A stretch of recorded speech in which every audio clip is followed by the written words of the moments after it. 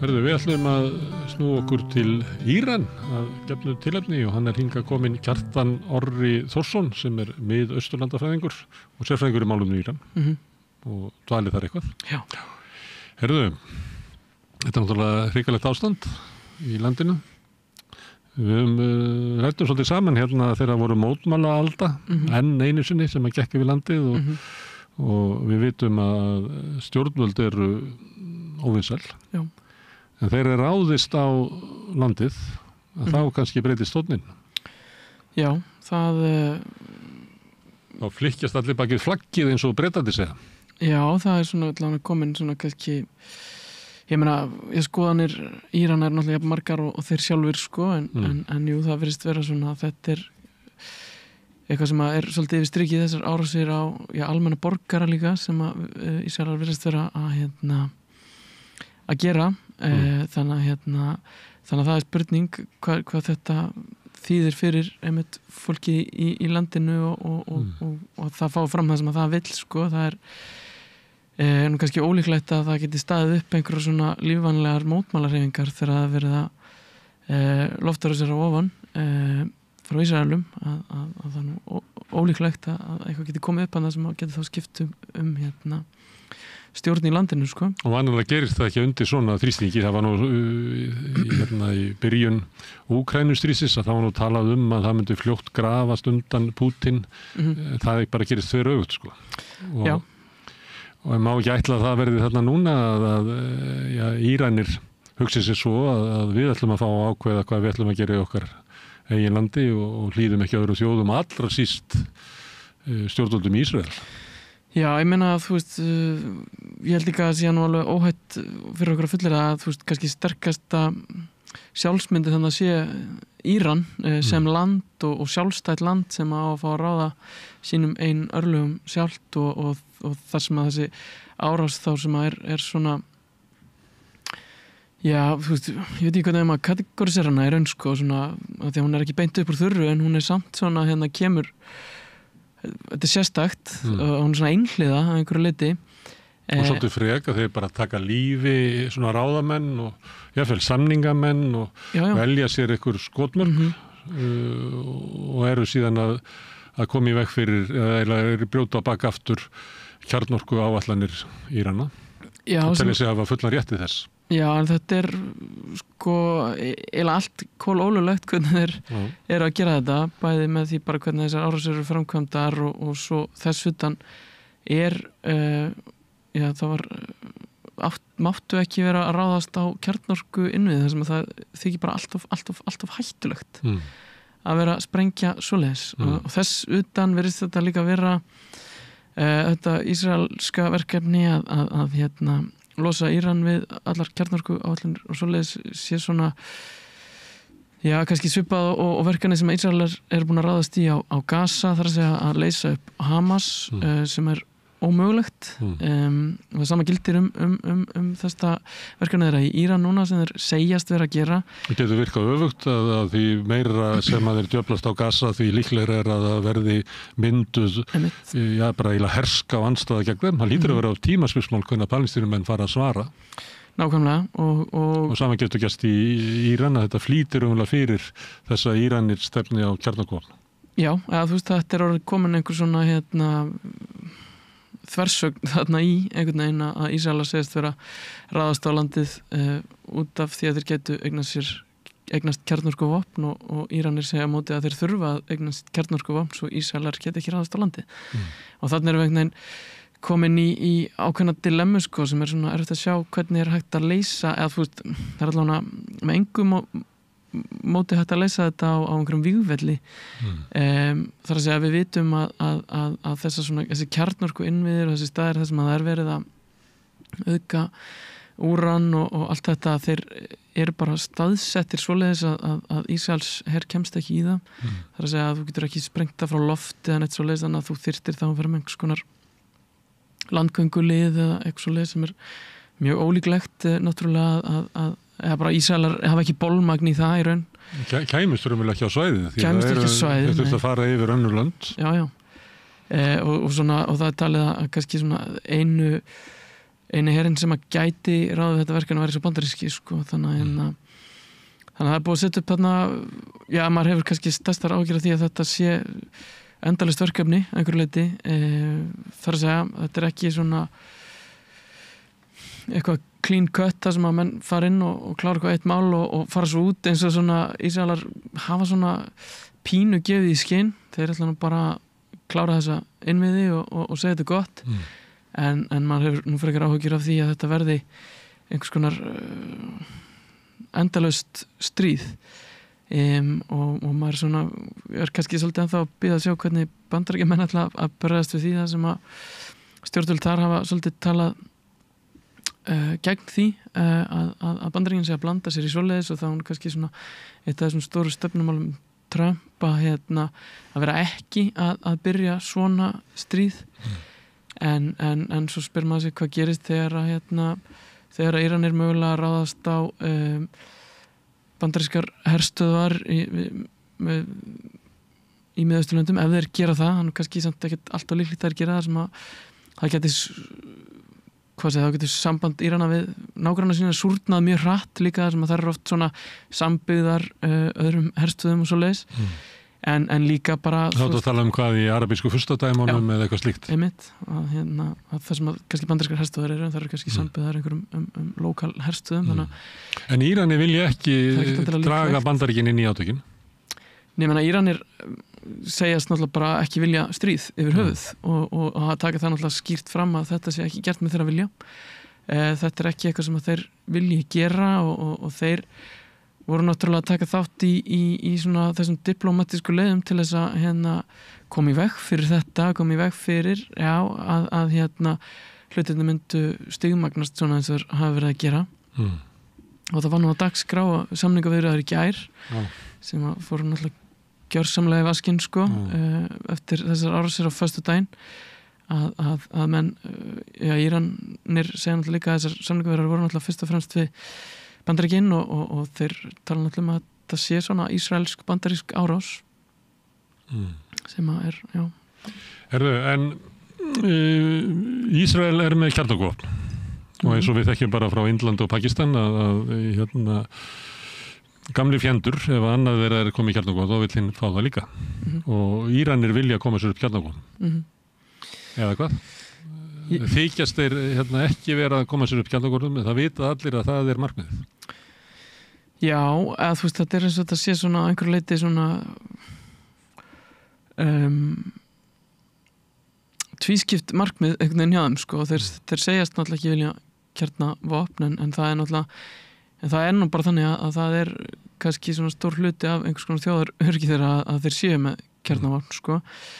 Vegna þess að Ísrael með það? Vegna þess að Ísrael með það, já og það tryggir náttúrulega líka stjórnvöld í sessi sko að það er ekki hægt að koma inn og skipta þeim út svo auðvitað sem að svona kannski hefur sannað annar staðar að er bara rétt því miður að svona mann finnst svona eins og tónnin sé að færast þangað sko að svona eina leiðin til að tryggja fullveldi almennt sé að og tryggja því íslamska lýðveldi að þá verðum við að koma okkur upp kjarnavopnum. Já, að þú veist þetta er kannski ekki svona official línan hjá þeim sko, þeir segjast náttúrulega að gera þetta í friðsömum tilgangi sko en það er eftir að sjá hvernig svona þeir eiga að geta varist gagnvart Ísrael öðruvísi sko. Og byrjunarleiðin er svo sama ef það ætlar að fara að nýta kjarnorku í friðsömum tilgangi eða búa til vopn að það skilur þarna þú svona hálfnaður leiðina og einhver leiti eru Írani komni þangað. Já. Því er haldið fram, hefur þú trú á því að ég held að það verið einhver í ríkisstjórn Ísrael sem haldið fram að veri bara 3-4 dagar þá getur það getur búið til sprengju. Nei, það hljóma nú svolítið eins og einhvers konar stríðsæsingatal sko. Og við erum náttúrulega á þeim stað að það sé hægt að eiga þetta stríðsæsingatal vegna þess að Donald Trump á fyrri kjörtímabil sínu hann rífur náttúrulega þetta samkomulag sem búið var að gera við Írani eftirlit og þetta þeirra kjarnorku áallanir sem að hann rífur þarna einhliða til þess að gera einhvers konar betri samning að guðma vita hvað hann var að hugsa þar sko En ef við fyrir aðeins aftur í það, þá þess að út af hættunni sem að Bandaríkin og þeir sem að fylgja Bandaríkjunum málum lítu á það ef að Írani þróa byggja upp kjarnorkuvopn, að þá mun það draga úr öryggi í Ísrael og svo mun það leiða til þess að sátarnir munu koma sér upp kjarnorkuvopnum og ástandið í Miðausturlöndum verður bara enn verra. Þannig það settar á viðskiptaþvinganir og einhverju tímapunkti að þá sættast Írani við það að það verður eftirlit með þeirra kjarnorkuáætlunum gegn því að viðskiptaþvinganir verður slaka á þeim til þess að að almenningur hafi það skár líklega. Og þetta var gert á tíma Obama. Og þá eiginlega spurningin, hversu mikil áhrif hafa þessar viðskiptaþvinganir á svona lífskjör og efnahag Íran? Það er alltaf greiðleg áhrif á lífskjör og bara, þú veist, við erum alltaf að tala bara lyf og allt mögulegt sko, sem ekki endilega að skila sér til Íran út af þessum viðskiptaþvingunum og þú veist, og mann hafa verið að setja náttúrulega á efnahaginn alveg í rugl náttúrulega með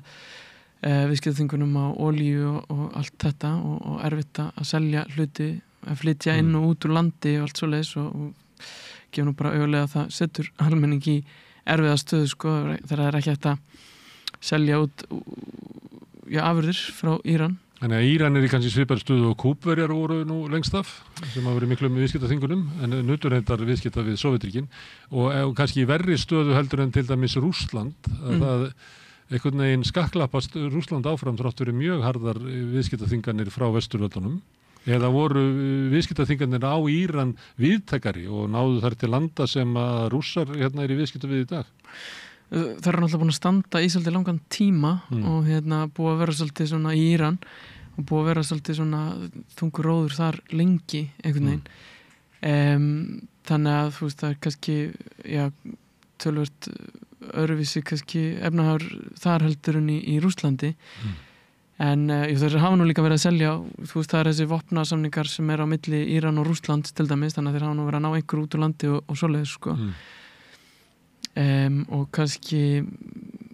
iðnaðurinn ekki hefur ekki verið nægilega kannski öflugur í Íran með kannski Rússland til þess að halda sig við en tímarammin er alltaf mjög mismunandi þannig líka þannig að það er spurning hvernig þetta fer í Rússlandi eftir 10 ára eða hvernig það er sko. En ég meina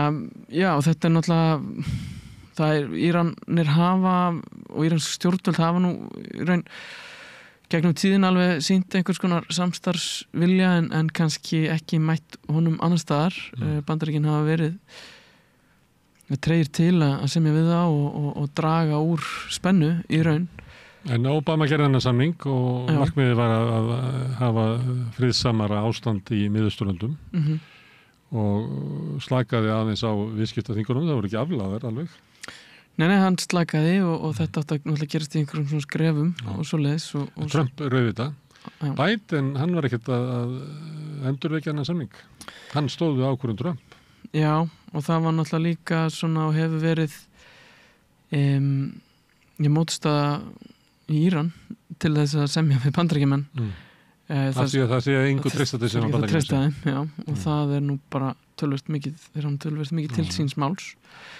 Hvað þetta varðar sko. Bandaríkjamenn valdið Írunum sko stórkostlum skada í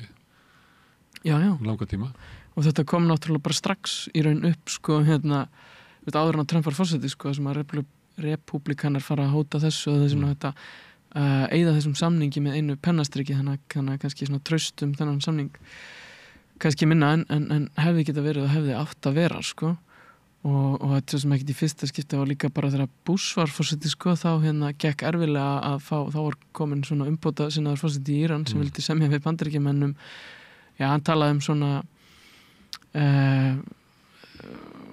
spjall á milli siðmenningar frekar en þetta klass sem var svona retorikin í gangi þá sko. En talaði bara svolítið fyrir dauðum eyrum þar sem að Bandaríkjamenn voru ekkert endilega að mæta einn svona á þessa samningafundi sem voru haldnir þá í Sviss eða hvað sem það var sko. Þeir voru ekkert endilega mættir á svæði sko til þess að ræða þarna við íranska fulltrúa sko. Þannig að þetta er ekkert nýtt að nálinni heldur sko. Þetta vantraust þarna á milli og svona kannski rödd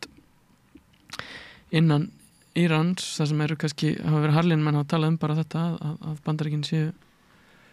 eitthvað sem ekki hættir að treysta sko. Og Íranir með það sem svo að þeir verða að tala við Bandaríkin, að þeir Bandaríkjað menn bara stýra sjóinu, þeir stýra fjölda ríkja sem að taka þátt í viðskiptaþingunum,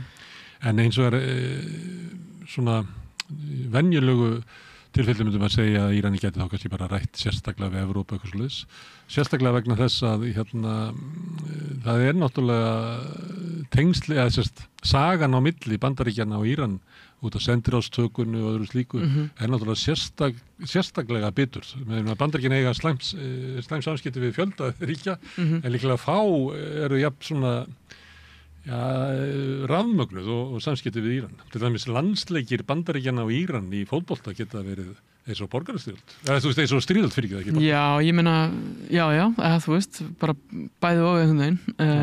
Þú veist, það var hann einmitt stórleikur hann rétt fyrir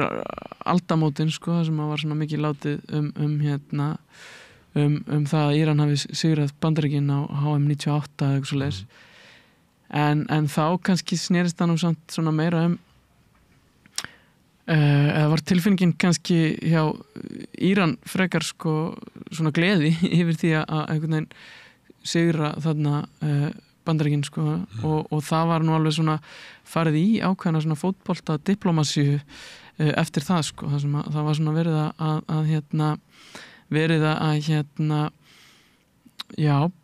var fann bara sérstök ferð með íranska landsliði til dæmis til Bandaríkjanna, það sem að menn voru í svona vináttu ferð í raun sko, það sem að vera að byggja einhverjar brýr þarna á milli sko, en þetta svo sem á svipum tíma þegar það er tekin við svona umbótaöfli í Íran sko. Reynt að koma á einhverju þýðu. En það svona endar í raun hvergi. Verður ekki aðneinu sérstaklega sko, og kannski vantar einhver svona pólitískan vilja Bandaríkjamegin til þess að svona byggjandi það, og svo kannski kemur í kjölfarið af því að við erum að tala um aldamótin 2000, þá var náttúrulega stuttu seinna verður tvíburaturnarnir árásin á tvíburaturnana í New York sko, og þá allt í einu í raun að ósekju er Íran allt í einu orðin einhvers konar axis of evil axulveldi hins illa í svona retorík sko Bandaríkjaforseta þá sko, þannig að þá fer þetta allt í vaskinn sko, það kemur svona í kjölfarið þessum svona vináttu umleitunum frá Íranum til dæmis, þannig að þú veist, það hefur svona oft líka bara verið fínt að hafa einhvern svona stóra vonda Íran einhvern veginn til þess að kenna ákveðna hluti og svona og kannski það sem í gangi í dag líka sko hjá Ísrael, þar að segja það er svona gott að eiga einn svartapettur hana sem gott að sparki þegar pressin orðin mikil á Ísraelum sko, þú veist, þá eru bara að tala kannski stöðuna sem að Netanyahu er komin í sko, að fólk nú farið að spyrja kannski áleitina spurninga hennan glóruleysa stríðsrekstur sem í gangi á Gaza, og hann náttúrulega sjálfur búin að vera í vandræðum heima fyrir lengi og þá er einhvern veginn rifið í þetta, það þurfa að ráðast inn í Íran til þess að verja Ísrael einhverju leyti sem að einhver geti orðað þetta öfugt og sagt sem að vegna þess að Netanyahu er búin að veikja Hamas og Hizbollah í Líbanon, að þá er tækifæri til þess að ráðast inn í Íran sem ekki var á meðan að Hizbollah eða Hamas voru sterkari. Það er hættan með að Írani myndu beita þessum, verða með svona proxy war með þessum hópum og skaða, með einhverju nær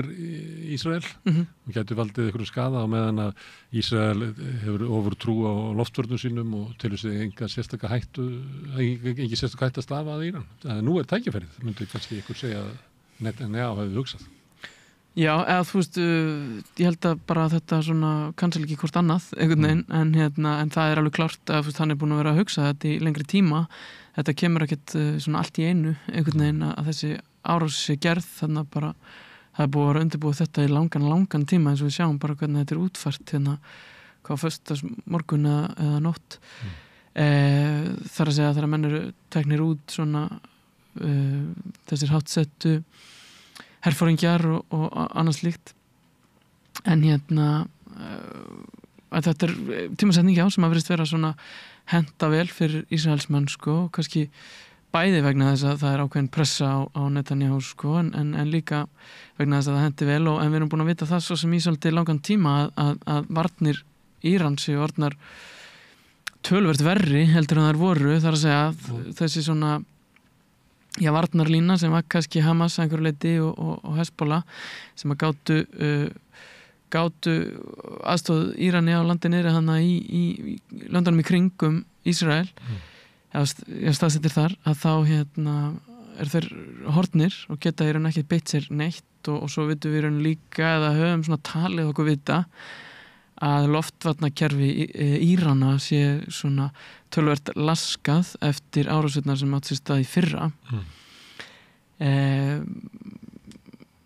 þannig að þú veist, en við erum búin að vita það alveg marga mánuði einhvern veginn að svona talið okkur vita það þannig að og svo þetta komið núna spila kannski svolítið inn í að staðan Netanyahu líka sko en eins og ég segja þá samt sko, jú, hann sér tækifæri þessu en við vitum samt alveg að Ísrael getur ekki tekið út, eða þú veist, við erum að tala um Hezbollah annars vegar sem í raun bara svona pólitísk hreyfing eða svona hernaðar armur einhvers konar þetta er bara lítill hópur í raun sem að ásýr ekki, þú veist, heimaland sem slíkur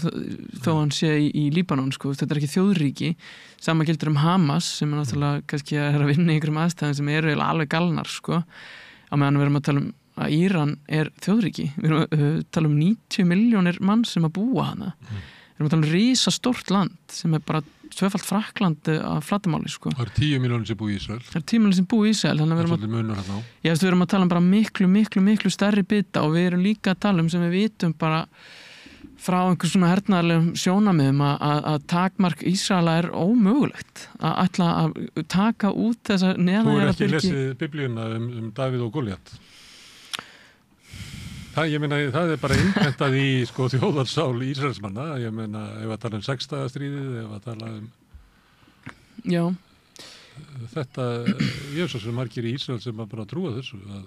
það skiptir bara engu máli þótt að þeir séu 9 sinnum fleiri. Við erum bara... Nei, að Við eigum sko slöngu, hvað heita sem að nota þið til þess að kasta steininum. Já, og það er líka alveg bara í raun... Það er herinn okkar. Já, en sko, það kannski svona punkturinn ekki alveg að við sem að tala um 2 misstór lönd, en þess að svona hernaðar svona eiginleikar eru náttúrulega mjög mismunandi. Við erum náttúrulega að tala um að Íran sé sko standi í raun frekar eitt á meðan Ísrael er í raun með Bandaríkin hann á baku sig og gerir þetta með þeirra vitneskju, stuðninga, ég veit nú ekki hvaða orðið maður hafa það svo sem, en Íran stendur í raun eitt sko og er sko veitir svo sem ekki að miklum penning í varnarmál eins og Ísrael gerir þó þessi með stærri her og fjölmennari og allt það en sko kannski bara munurinn samt sko að Ísrael er að eiga við svona 2 skærlegar hreyfingar þannig og svo versus sko heilt þjóðríki með herskildu sko þannig að þú veist eins og herin miklu stærri og svona takmörkin eru möguleg einhvern veginn að bara svona frá hernaðlegum sjónamiðum líka sko að ætla að ná að sprengja upp þessa böngara og allt þetta dæmi það sem að Íranir eru að vinna sína kjarnorku sko og þá svona spyr maður sig hvert takmarkið sko og til hvers þetta Takmarkið gæti verið að fá Írana til að varpa af sér núverandi stjórnvöldum og talandi Bandaríkin að það hafa náttúrulega verið svona mótmæli og fleira gegn stjórnvöldum og við vitum það alveg í kjörnum sögun að Bandaríkin hafa oft stutt það rækilega. Hefur trú á því að Bandaríkin standi á bakvið þessum hreyfingum eða hvort að Bandaríkin sé að nýta sér þær og reyna að ýta undir þær eða er það þannig að út af þjóðirniskend Írana að ef þú ert að mótmæla stjórnvöldum þá er það síðasta sem ættir að gera að vera að tengja þig við Bandaríkin og Ísrael? Ég meina, þú veist, ef við horfum á þetta frá einhver svona stærri bökkum aðeins kannski með sjónarhóttnin sko, að þá erum við náttúrulega að sjá ákveðna svona retorík með, þú veist, að því við erum að tala um þú veist, mér finnst þetta að líta smá út eins og þessi svona byssuumræða í Bandaríkjunum. Það er að segja, þú veist, þessi svona lógík með að þú þurfur að eiga byssu til að verða þig sjálfur, einhvern veginn. Og þannig erum við kannski smá að horfa á svona að þjóðríkin þurfa líka að vera svona, að þetta sé orðið svona þessi bandaríski svona talpunktar með að fólk eigi bara verja sér sjálft einhvern veginn og þá kannski þjóðríkin sko, og þá erum við að tala um einhver svona heima sem við sjáum fram á að hvert einasta ríki þurfa að vera með risastóran her eða jafnvel kjarnorkuvopn sko, til þess að geta varað sér gagnvart öðrum, og þá erum við komin í þess að svona það sem bandarískt samfélag hefur líka svona oft verið að færast í sko, sem komið með þess að svona sjálfvirku riffla og allt þetta rugl sko, svo með hana heimahæður einhvern veginn til þess að þú getur ekki treyst á lögregluna eða ríkið eða neitt svoleiðis sko, og mér finnst þess að svona heimsmyndin sé kannski að færast þarna einhverju leyti með að við hvernig Trump hefur verið að tala um NATO til dæmis, með að hversu hann hefur verið að krefjast, hvernig hann hefur sko látið með Úkraínu og allt þetta sko. Og líka bara ástandið á Gaza og stuðningu Bandaríkjamanna við það hefur grafið undan öllum alþjóðalögum og alþjóðastofnunum, þannig að það má alveg draga þar ályktanir að Bandaríkin ætlir bara að búa til nýja heimsmynd. Sem bara ef þú getur ekki varið þig að þá átt ekki... Það bara það sem minni sterkur á það. Það málið, já. Akkur ættu við að vera þetta kerfið þarna alþjóðalögin og svona var bara til þess að verja hina veiku og alls konar óþjóðalíð. Þannig að við ætlum bara að setja upp nýja heimsmynd, þar sem einn sterki hefur raunverulega nýtir völd sín og ég ætla að semja skipti á heiminum við Kína og Rússland og önnur stórveldi. Ja, það svona tilfinningin sem að færa allavega af þessu og svona kannski, ekkit endilega þeir séu kannski á baku þetta beint en kannski svona ósort þetta. Þetta hendar kannski ágætlega í þeirra heimsmynd samt sem að virðist þeirra að teiknast upp hérna. Það sem að menn þú veist, það sem er kannski ekkert til sem heitir löglegt og ólöglegt stríð og svoleiðis sko, að við erum komnir þangað sko, sem að virðist vera að gerast, þeir eru sko bara þessar árásir og þú veist þessar svona ásakanir fjöldamorð, þjóðarmorð segi, hann á Gaza,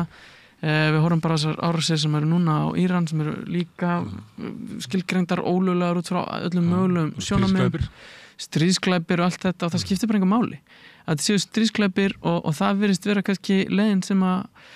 Bandaríkjamenn eru sáttir með, að stjórnvöld í Bandaríkjunum og jafnvel bara sáttir með og hafa sjálfir náttúrulega verið að tala þannig ef við förum að spá í Grænlandi og öllu því sko, að það er ekki til sem heitir vinur þegar því vantar landsvæði eða herstöðar eða hvað sem það er sko. Bandaríkjinn hafa ekki góða reynslu af svona stríðum eins og í Víetnam eða Afganistan sem að blanda sér í þau, mennum við? Nei, það hefur ekki haft góða reynslu af því. Ég meina kannski lítið þessu á að þeir hafi grætt á því að olía Írak fer nú einhvern veginn til bandaríska fyrirtæki, þannig þeir eru grætt á því, en Írak og Líbía, þetta er í hryllilegu ástandi, þau skilja eftir sig bara hryllilegt ástand. Þannig að einhver leiti ætti að vera þannig í Bandaríkjunum að þeir myndu ekki vilja láta Netanyahu draga sig inn í beina átök við Íran. Nei, ég meina það er ólíklegt að það vilja taka þátti og það færi þá þvert gegn öllu sem að svona Trump hefur verið að tala um samt sko,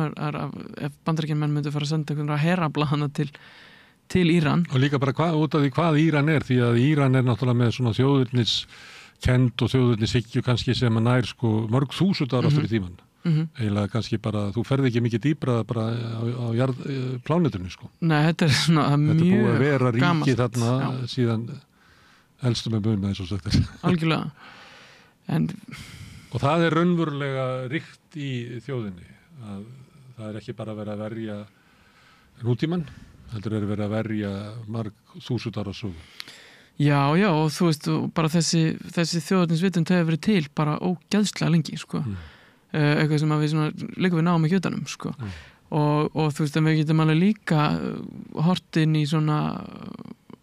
sögu sem er okkur nær og það er ekkert alltaf langt síðan að Íran var stóð í stríði við Írak sko. Og það er raun það sem að svona tryggir... Það voru gríðarlegar mannfórnir. Ég meina, já, það var raun það sem tryggði íslamska liðveldi í sessi. Það er að segja að menn gáttu nú ekki verið að breyta stjórnarfara meðan Saddam Hussein var að sprengja allt í loft upp í Teheran og þarna olíulindirnar og alla þessar hluti sem var í gangi hana er að þá í raun hætta menn kannski svolítið að þrefa stjórnarfar innanlands og fara að einbeita sér að því að verja landið en þess að síðasta sem kannski fólk vildi náttúrulega var að missa landsitt í hendur einhvers annars og þetta er náttúrulega ótrúlega sterkt í svona nútíma vitund Írana líka sko, að því við erum að tala um bara sögulega sér, við tala um bara mörg þúsund ár af einhvers svona þjóðarvitund, svona írönsk þjóðarvitund, bara þetta hugtak bara nokkra 1000 ára gamalt, bara Íran, nafnið. Og það byggt á sko, sjálfstæðri menningu, mikilli menningu, djúpri menningu, þetta er stórkostleg menningaþjóð, en sagan líka átök við aðra þjóðir. Þetta stríðsaga. Ég held að þeir sem hafa farið í menntaskóla hér allavega í svona fornmáladeild og annars slíkt getið þuluð upp marga persneska hersöðingja. Sko. Já, vonandi. En sko... Já, en þetta er líka miklu nær okkur, sko, því að þú veist, við erum líka að tala sko, þú veist, þetta sem að íslamska lýðveldi byggir svolítið mikið á þessi svona kolónial vitund líka, sko, og það það sem að var náttúrulega í gangi svolítið í nútíma sögu Írans snýst svolítið mikið það, að svona, ég meina bara svo sent sem sko seinni heimstyrjöld að þá eru Rússar, sovjetmenn og Bretar búin að skipta upp landinu í sín áhrifasvæði og bara sagan frá bara svona 1700 og eitthvað snýst svolítið mikið þetta að stöðva svona ásælni þessara stóru nýlendu velda í Íran og halda því einhvern veginn saman sem svona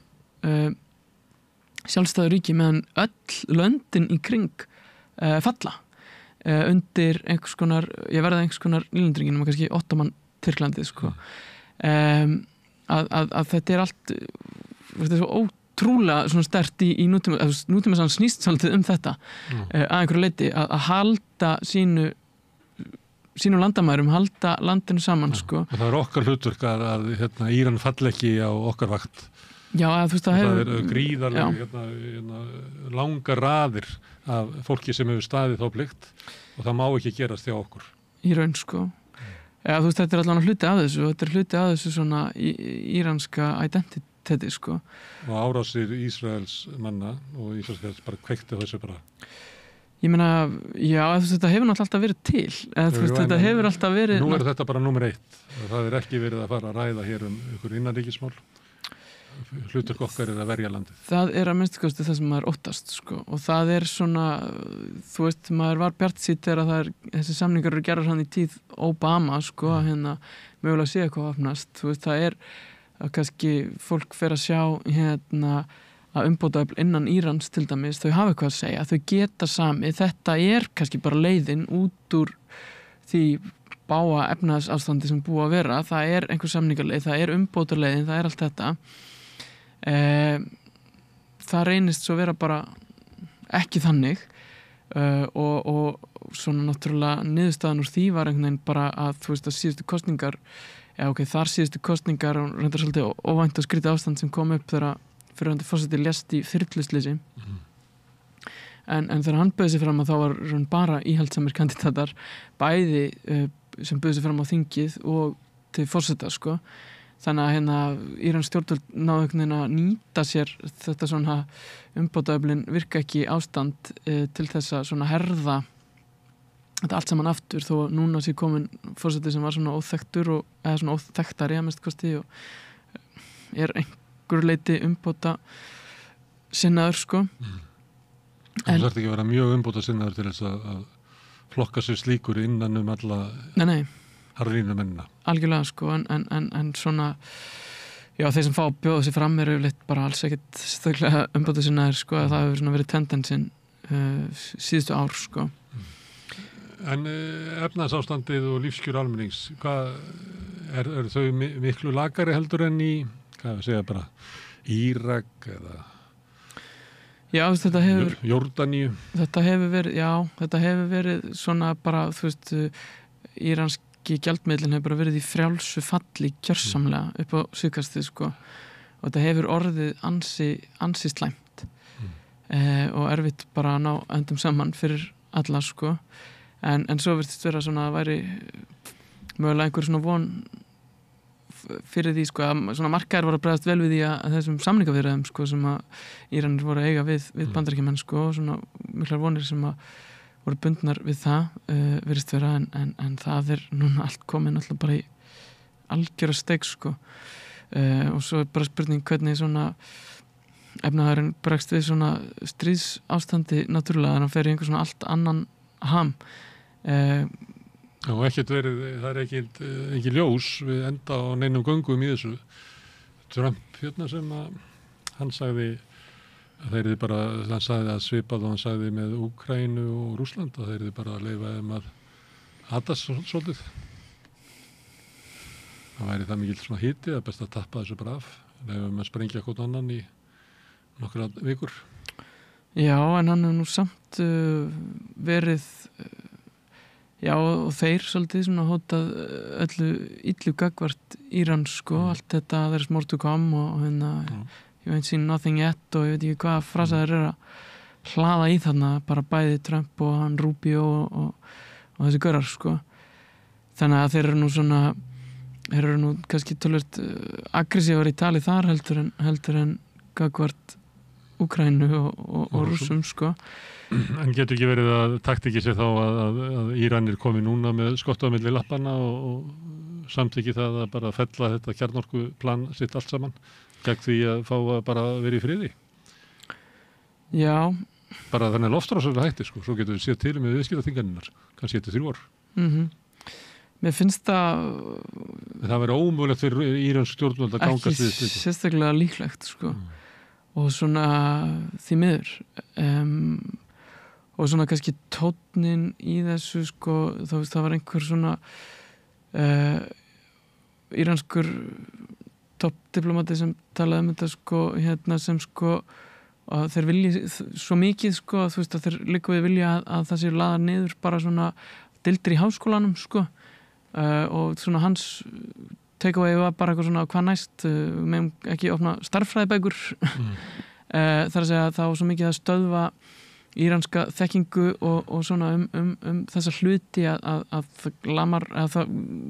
svona talaðan kröfur Bandaríkjamanna í þessum viðskiptaþingunum sem þá bara kannski gerðsannlega ómögulegt að hérna verða við og þetta sé einhvers konar svona kannski, ég veit ekki, þetta er náttúrulega hérna, samningatækni sem að þessi sjálfskipaði samningasnillingur er kannski eitthvað að hérna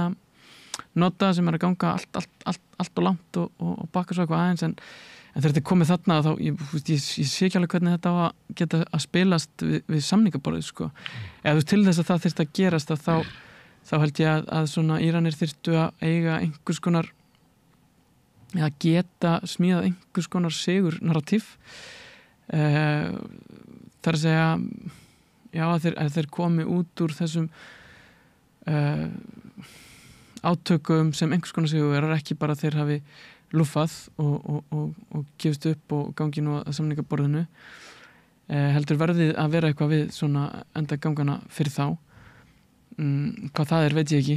get ég ekki spáð fyrir sko, hvernig það geti litið út, sko. En að það þurfi að vera eitthvað svona sem að þeir geti stert sig að hafa náð fram og varist og já, náð að svona standi í hárinu á Ísraelum einhvern veginn og að Bandaríkjamenn þurfi þá að koma til samningaborðsins líka með einhvers konar áhullum sem eitthvað sens, sko. Sem að er kannski ekki alveg það sem við höfum verið að sjá. Það er ekki að sjá lausn á þessu, það eru áviðum Úkraínu, það áviðum Gaza, það er bara ekki hægt að sjá lausn. Herðu, en Íranir eru hérna, standa svolítið einir í svona sínum heimsluta því að stjórnvöldum í mörgum löndum stendur svona ógn að þeim að þeir eru, þarna er íslamskt lýðveldi og stjórnvöld í öðrum löndum eru svolítið kannski það sem óttast mest er uppgangur slíkra afla innan sinna vébanda og Íran hefur stutt Hezbollah og Hamas og eru þar alveg ekki svona vinsalistir í sínum heimsluta. En hvar hafa þeir svona skjól? Kína gekk á milli og hafði milligöngum samninga á milli Sáda og Íran. Íranir hafa verið að selja vopn til Rússlands. Hver eru vinir Írana í heiminum? Já, þeir standa vissulega svolítið einir, sko, en það er svona kannski að Rússar séu einhvers konar félagar þarna, sko, en þannig ólíklegt að þeir fara nú að stíga eitthvað inn í með einhvers konar hernaðaraðstoð eitthvað svoleiðis vegna þess að þeir eru eiga líka í sambandi við Ísrael, sko. Og við getum kannski, þú veist, ok, við vorum að fara hérna líka aðeins yfir hérna svona diplomatískar lausnir á þarna sem eru kannski starffræðilega mögulegar sko, en kannski ekki sérstaklega líklegar og þó, maður veit aldrei en kannski, þú veist, hitt væri kannski sem líka ekkert líklegt að Íran myndi bara svifta hulunni af einhvers konar kjarnavopnum og neyða Ísraela til einhvers konar samningaviðræðna út frá því sem að, þú veist, já Hvernig svifti maður hulunni já, nákvæmlega, skilur Senda kjarnorkusprengju á Tel Aviv eða eitthvað starf út í einhverja eyðimörk já, bara, þú veist, já, eða það sem þá bara gert skýrt að þessu komnar eða eitthvað svoleiðis, ég veit ekki það hafi ekki verið einar sko tilraunir ég meina það voru nei, nákvæmlega Bandaríkjamenn uppgötuðu að Rússarnir ættu kjarnorkuvopn út af tilraunum já sama á við allt hitt, eða ekki? Einmitt. Já, þú veist að þeir færa þá bara í að auka úran og allt þetta dót svona á fjórföldum hraða hvernig sem það sko, að þú veist einmitt að því að við erum alltaf við þessum tímaram að það eru 3 mánuður í sprengjuna það eru 3 mánuður í sprengjuna og eitthvað svoleiðis sko og svo er þetta náttúrulega ákveðið leikhús líka sko, þannig að þú veist þetta er ekkert, það er erfitt að svona alltaf fara við staðreyndir þessa dæmi sem að þetta eru líka einhvers konar, já, bara leikrit sem þeir eru að spila þarna og það hefur verið svolítið þannig í síðustu og komið út í stríð sem að hefur náttúru til þess að stigmagnast á óvæntan og óæskilegan máta í raun sko eða þú veist, ok, kannski meira að þú veist að þeir sýnið að Ísraelir geta ekki stoppað þessa kjarnorkuþróanir og eitthvað svoleiðis sko, frekar en að þeir taki eitthvað svona grandri víl á einhvers konar sprengju sko, eða senda hana á Tel Aviv eða hvað sem sko en hitt kannski að við sæjum sko að við sæjum stjórnarskipti í Íran og það er kannski líka svona, eða þú veist, við erum kannski í svona tveimur scenarión sem eru einhverstaðar upp í skíunum og við náttúrulega vitum ekkert hvað við erum að tala þannig séð sko en það til dæmis að það sé eitthvað svona sem að Ísraelar sæju sem svona já, þá getur þeir bakað út einhvern veginn eða það væri búið að taka úr umferð íslamska lýðveldið en þú veist hvað það þýðir er náttúrulega algjört kaos og það myndi til dæmis ekki að því við erum að tala vini Írans, þú veist, það er eitthvað sem að held ég já, enginn af þeim myndi vilja sjá, það myndi ekki henda Rússum vel, það myndi ekki henda Kínverjum vel og það myndi ekki henda Tyrkjum vel sko að fyrir allt í einu að fara að díla við einhverjum ný stjórnvöld og það er eiginlega ómögulegt að sjá fyrir hvernig þau litu út og kannski já, langmestar líkur á því að við séum að horfa það fram á einhverja borgarastyrjöld sko. Og það sé líka ómögulegt að sjá fyrir sér stjórnvöld sem koma fram og ákveða lúffa gagnvart Ísrael og Bandaríkjamönnum að þau stjórnvöld munu ekki endast lengi. Nei og það er, eða þú veist, þá get ég ekki sé hvernig við kemst fram hjá einhvers konar skærum innanlands og það er einmitt svona eitthvað sem að fólk myndi líklega ekki treysta sko. En svo erum við kannski, þú veist eins og við erum kannski lendið en að við getum ekki talað um þetta út frá einhverjum svona staðreyndum heldur meira svona, þú veist, að hugmyndin um það að það séu að koma stjórnarskipti og hugmyndin um það að þeir séu kannski með einhvers svona kjarnorkuvopn sem að gætu þetta er, þú veist, þetta getur eiginlega bara leyst sig á einhvers svona hugmyndafræðilegum grundvelli vegna þess að við erum ekki að sjá að þeir geti grandað þessari kjarnorkuáætlun en kannski geta þeir selt sér einhverja hugmyndum að þeir séu búin að stöðvana næginlega mikið þar að segja Ísraelar til þess að geta bakkað út úr Íran en þá þyrfti Íran til að stoppa líka einhvern veginn að fá einhverja aðra hugmyndafræðilega svona stig til þess að geta stöðvað sínar árásir og þá hefndar aðgerðir myndi þá líklega að vera þannig að þú veist við erum alltaf að tala um bara einhverja svona hugmyndir að hlutinni séu leystir þó að þeir verða það kannski ekki. Þetta er víða svona orðið að við erum með í Úkraínu og í Gaza og í þessari deilu og fleira það sem er eiginlega ekki hægt að sjá fyrir sér sko góðan endi og kannski bara ekki eins og hægt að sjá fyrir sér einhvern endi heldur að frekar að sko átökin haldi bara áfram og malli áfram sko. Já, ég meina maður er svolítið að sjá það og maður fær svona óþægilega tilfinningu þegar við erum búin að horfa á innrásarstríðið í Úkraínu líka sem að var talað um svona, ég man nú ekki hver tímaraminn var sem að Putin sett sér, það voru nokkra vikur eitthvað líka sem hann ætlaði að leggja þetta undir sig og klára málið og henda burt nasistum eða hvað var sem hann var að tala um sko, og við erum að sjá nákvæmlega sama hérna, þú veist, við erum búin að sjá einhver tímaramma sem 2 vikur, það er búið að undirbúa eitthvað svona Ísraela undir stríðsátök í 2 vikur og til þess að ná fram álíka og nálegu markmiði einhvern veginn innan Íran sko, þannig að Úkraínustríð búin að standa í 2-3 ár. Já, þannig að þú veist þetta er fljótt að einhvern veginn verða endalaust og þetta er nákvæmlega tilfinningin sem maður fær einhvern veginn og það er bara vont að fylgjast með þessu. Herðu, Kjartan Orri, takk fyrir að koma hingað og tala inn í óvissuna sem er fullkomin. Herðu, en við ætlum að halda hérna áfram við Rauðaborðið, við erum alltaf að reyna að skilja hennar heim. Næsti kafli eftir augnablik. Þarftu að tala af borgarfulltrúa. Borgarfulltrúar Sósíalistaflokksins eru með viðtalstíma alla mánudaga klukkan 13:30 til 14:30. Það þarf ekkert að bóka tíma, endilega kíkjum við í Bólholt 6, 105 Reykjavík.